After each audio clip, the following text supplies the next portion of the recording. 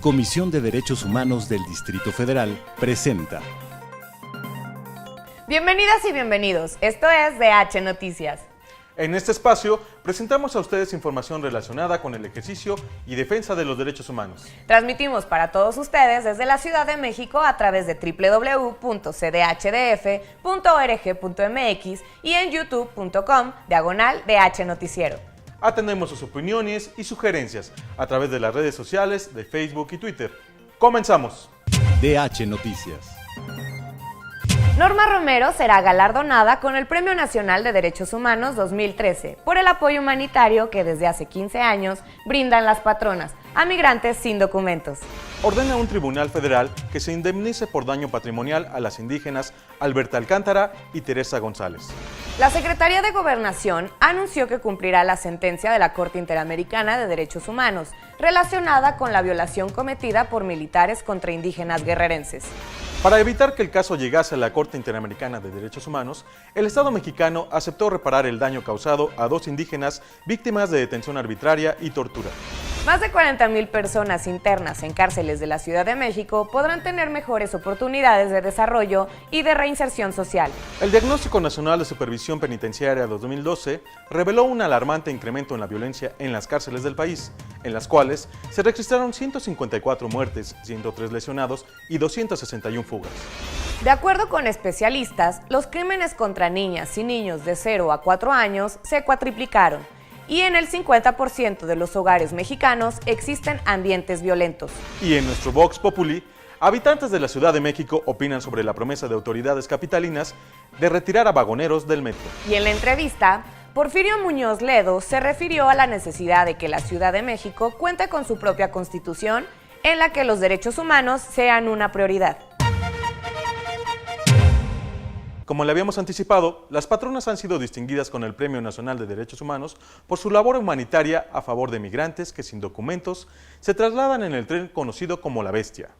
Vamos a la información. El próximo 10 de diciembre, Norma Romero Vázquez, coordinadora de las patronas, recibirá en la Residencia Oficial de Los Pinos el Premio Nacional de Derechos Humanos por la intensa y desinteresada labor humanitaria de este grupo para minorar el sufrimiento de los migrantes sin documentos que transitan por Amatlán, Veracruz. Las patronas son 14 mujeres y 2 hombres humildes que al paso del tren conocido como La Bestia entregan a migrantes de diferentes países alimentos, ropa, mensajes de solidaridad, afecto y comprensión. Recientemente, durante la preaudiencia militarización de las fronteras, criminalización y desaparición forzada de migrantes en tránsito, las patronas compartieron las causas que las motivan en su labor. Hemos sido también testigos de hambre y de sed, de jóvenes que siendo mutilados o mueren a causa de la bestia, donde ven terminados sus sueños y sus aspiraciones a una mejor calidad de vida. Hemos reconocido la incertidumbre en la cara de los migrantes, pero sobre todo el miedo de aquellos que los tratan como mercancías, que les quitan el poco dinero o pertenencias con las que viajan. Miedo a la corrupción de las autoridades, pero sobre todo miedo a la indiferencia de la gente. El sueño de estas mujeres es que se respeten los derechos humanos de los migrantes, que buscan alternativas de vida atravesando fronteras. Con su ejemplo buscan contribuir a formar una sociedad más solidaria con los que sufren. Para DH Noticias, Gabriel Pérez. La caravana de madres centroamericanas buscando a sus migrantes desaparecidos iniciará el 2 de diciembre el 9º recorrido, tratando de localizar a sus familiares, para lo cual recorrerá 14 estados mexicanos en la llamada Ruta del Pacífico. A diferencia de las caravanas anteriores, las madres guatemaltecas, salvadoreñas, hondureñas y nicaragüenses no llegarán a los estados fronterizos del norte por razones de seguridad. Por otra parte, el Instituto Federal de Acceso a la Información y Protección de Datos determinó que la Secretaría de Relaciones Exteriores fue omisa y le ordenó informar a un particular sobre el número de migrantes desaparecidos en México entre el 2012 y 2013. El Estado mexicano aceptó reparar el daño causado a los indígenas Santiago Sánchez Silvestre y Juan García Cruz, víctimas de tortura y detención arbitraria en 1997. en la sede de la Corte Interamericana de Derechos Humanos en San José, Costa Rica, y en un hecho inédito, el Gobierno de México suscribió un acuerdo de solución amistosa, con lo cual evitó un juicio en su contra. Los indígenas fueron acusados de participar en el asesinato de un policía y portar armas de uso exclusivo del ejército, además de pertenecer al Ejército Popular Revolucionario. El Tribunal Federal de Justicia Fiscal y Administrativa ordenó que se repare el daño causado a las indígenas Alberta Alcántara y Teresa González, injustamente encarceladas durante 3 años. Ambas mujeres fueron detenidas con Jacinta Francisco Marcial, acusadas de secuestrar a 6 elementos de la Agencia Federal de Investigaciones en marzo del 2006. Por otra parte, la Subsecretaría de Derechos Humanos de la Secretaría de Gobernación anunció que cumplirá la sentencia de la Corte Interamericana de Derechos Humanos por la violación cometida por soldados contra las indígenas guerrerenses Valentina Rosendo e Inés Fernández. Nuestra compañera Mónica Salguero nos dice cómo es que más de 40,000 personas internas en las cárceles de la Ciudad de México podrán tener opciones de reinserción social. Con la finalidad de regular la operación y funcionamiento de las cárceles en la Ciudad de México, el Pleno de la Asamblea Legislativa aprobó por unanimidad la Ley de Centros de Reclusión para el Distrito Federal. La diputada del PAN, Olivia Garza de los Santos, afirmó que con esta ley se pretende establecer una nueva cultura de reinserción social y mejorar las oportunidades de desarrollo de las y los internos.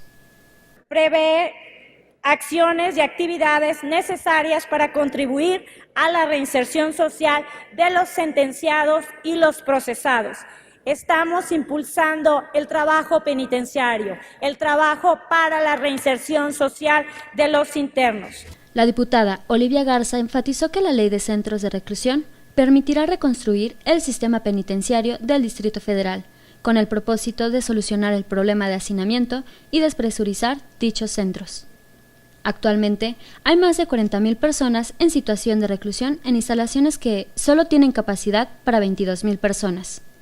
Para DH Noticias, informó Mónica Salguero. En México, 65% de las cárceles mexicanas están en manos de los internos a través de sistemas de autogobierno, que subsisten por corrupción y complicidad de las autoridades. Esto de acuerdo con el Diagnóstico Nacional de Supervisión Penitenciaria 2012, elaborado por la Comisión Nacional de los Derechos Humanos. En la mayoría de los casos, la sobrepoblación y el hacinamiento son una constante, y los autogobiernos facilitan la existencia de zonas de privilegios con presencia de drogas, prostitución y violencia. En 2012 se registraron 73 casos de violencia con un saldo de 154 muertos, 103 heridos y 261 fugados. ¿Y cuál es la situación que enfrentan las niñas, niños y adolescentes que viven en contextos de violencia familiar, pobreza y exclusión social? La información la tiene nuestro compañero Luis Linares. La consejera de la Comisión de Derechos Humanos del Distrito Federal, Nacheli Ramírez, denunció que el número de homicidios contra niñas y niños de 0 a 4 años de edad se cuadruplicó en los últimos años. Durante el foro Niñas, Niños y Adolescentes en Contexto de Violencia Familiar, Pobreza y Exclusión Social, un problema de salud pública, afirmó que en la mitad de los hogares mexicanos existe violencia y en 20% de ellos no existen muestras de afecto. El maltrato hacia la infancia en términos de violencia al interior de las familias tiene una lógica de mayor intensidad en la violencia física en la primera infancia y menor intensidad en la adolescencia. Pese a las cifras desalentadoras, la también coordinadora del organismo civil Ririki Intervención Social afirmó que la violencia no es inherente al ser humano, sino que es un problema de salud pública. La violencia es algo que se adquiere y la violencia es algo que se puede prevenir. A su vez, la subdirectora de Prevención y Atención al Maltrato Infantil del DIF-DF, Irene Delgado Pacheco, informó que en promedio reciben al año 1,350 reportes de maltrato a la niñez. Va variando 1,300, 1,250, 1,350, eso es lo que nosotros hemos recibido anualmente. Y obviamente hay infinidad que no se denuncia. La consejera Nacheli Ramírez enfatizó que la violencia contra la niñez no es un problema privado, sino público, y criticó la percepción cultural del uso de la violencia con fines educativos y disciplinarios. Para DH Noticias, Luis Alberto Linares Cubillas. Una vez que se abrió la polémica sobre un eventual incremento en la tarifa del metro, las autoridades se han comprometido a retirar a los vagoneros y vendedores informales de estaciones, pasillos y vagones. Nuestro compañero Abraham Cornejo salió a las calles a preguntar a las personas su opinión sobre este tema. Vamos a nuestro Vox Populi. No, pues que está muy bien, que hagan algo las autoridades.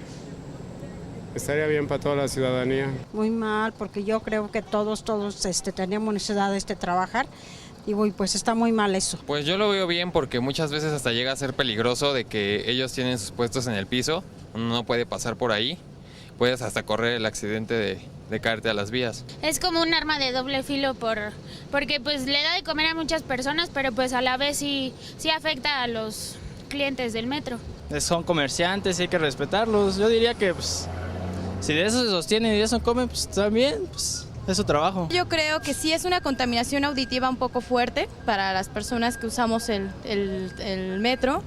Pero por otro punto yo digo que antes de que los quiten deberían como de crear algún sistema para que ellos tengan una fuente de trabajo, porque no pueden quedarse así. Viene el metro lleno y ellos quieren pasar, es un problema realmente. Se convierte en un problema, ya no en una necesidad. Pues yo pienso que es algo bueno porque pues además de que es menos contaminación de ruido para nosotros, pues se disminuye la gente, el escándalo, como son a veces muy groseros y te quitan cuando vas pasando, no respetan, entonces pues es algo bueno. Pues me parece bien, ¿no? Además que es un problema que habían resuelto desde hace mucho tiempo y pues lo dejaron crecer bastante. Creo que está bien, pero en una parte, porque luego hacen mucha bola y no dejan pasar bien con sus mochilas, pero pues en una parte está mal para ellos porque pues de algo viven. Pues yo estoy de acuerdo porque el metro ya parece mercado. Estábamos en todo y pasa vendedores de ropa, de discos, de todo tipo de cosas y como que es muy molesto por el luego ruido que le ponen a la música. Pues dices, híjole, se van a quedar sin empleo. Eso ya le compete al gobierno ver pues por estas personas qué situación vivimos. Entonces eso es favorable para nosotros como usuarios. Realmente, primero que nada, yo creo que la autoridad debería de ver realmente que haya empleo para todos y después actuar. Y en Agenda DH, les recordamos que el 29 y 30 de noviembre, así como el 2 de diciembre, se llevará a cabo una consulta sobre un eventual incremento en la tarifa del metro. No lo olviden, participar en la toma de decisiones es un derecho. También queremos invitarlos a divertirse en grande en el Festival de Cortometrajes Premio por los Derechos, en el que niñas y niños muestran sus intereses, necesidades y propuestas en materia de derechos humanos y para una construcción de una cultura de paz. La cita es el viernes 29 de noviembre a partir de las 10:30 horas en la sala Fernando Fuentes de la Cineteca Nacional, ubicada en Avenida México, Coyoacán, 389, Colonia Joco, Delegación Benito Juárez. Y como de pasarla bien se trata, les informamos que está en puerta la Feria Internacional del Libro de Guadalajara, en el que a partir del 30 de noviembre y hasta el 8 de diciembre se darán cita aproximadamente 600 escritores de 28 países y 1.900 casas editoriales de 44 países. En entrevista para DH Noticias, Porfirio Muñoz Ledo, presidente del Consejo Consultivo para la Reforma Política en el Distrito Federal, platicó con mi compañera Elia Almanza sobre la necesidad de una constitución para la Ciudad de México, donde el tema de los derechos humanos debe ser prioridad. En los últimos meses ha tenido lugar en la agenda política el debate sobre la necesidad de que el Distrito Federal se convierta en el Estado 32 de la República. Sobre esto, Porfirio Muñoz Ledo, presidente del Consejo Consultivo de esta reforma política para la ciudad, platica en entrevista por qué es importante que se lleve a cabo para garantizar a los ciudadanos el acceso pleno a sus derechos. La reforma política del Distrito Federal es esencial porque dará acceso a un pleno ejercicio de los derechos soberanos de los habitantes de la ciudad. Lo que necesitamos es que esta ciudad tenga su propia constitución, que sería la primera y más avanzada constitución del siglo XXI en México. Y para eso se necesita reformar primero los artículos correspondientes de la Constitución Federal, fundamentalmente el 122. Con el carácter fuerte que lo caracteriza y convencido de la reforma de Estado que ha impulsado desde hace muchos años, comenta que se necesita igualdad de derechos y obligaciones de esta entidad frente al resto de los estados. Lo que se quiere es que deje de ser el Distrito Federal. Se trata de que sea la Ciudad de México.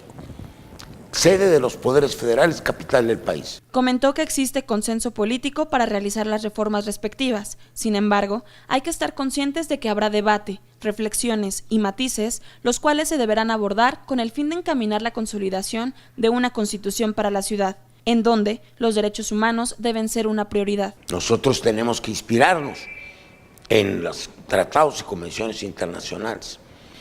Entonces nosotros haríamos una nueva sistemática de los derechos humanos, cosa que creo puede ser un avance teórico también y conceptual. Con imágenes de Gabriel Pérez, informó para DH Noticias, Elia Almanza. Hemos llegado al final de este espacio informativo en el que presentamos a ustedes información relevante relacionada con los derechos humanos. Los invitamos a acompañarnos la próxima semana en www.cdhdf.org.mx y ahora en youtube.com/DH Noticiero. Esperamos sus opiniones y sugerencias en las redes sociales de Facebook y Twitter. Hasta la próxima emisión de DH Noticias.